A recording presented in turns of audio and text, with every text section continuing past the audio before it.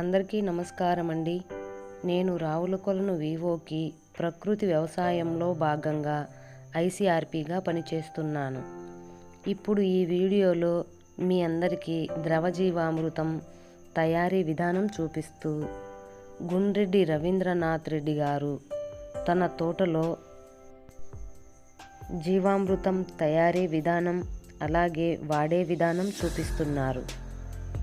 200 లీటర్లు పట్టే డ్రమ్ములు 8 తీసుకొని జీవామృతం తయారు చేస్తున్నారు.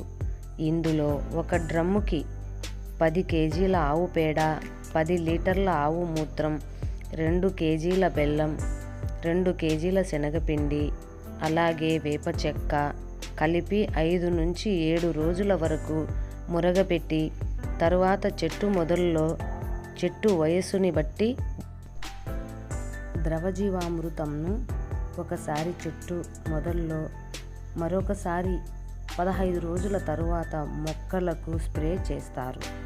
ఇలా చేయడం వలన భూమిలో సారవంతం పెరిగి భూమిలో సూక్ష్మజీవులు ఉత్పత్తి అవుతాయి.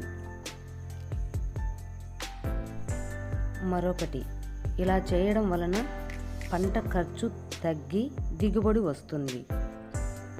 మనము ప్రకృతి వ్యవసాయం చేస్తేనే మన అందరి ఆరోగ్యాలు బాగుంటాయి. అలాగే భూతల్లిని కూడా కాపాడిన వాళ్ళము అవుతాం. తల్లి ఆరోగ్యంగా ఉంటేనే బిడ్డ కూడా ఆరోగ్యంగా ఉంటుంది.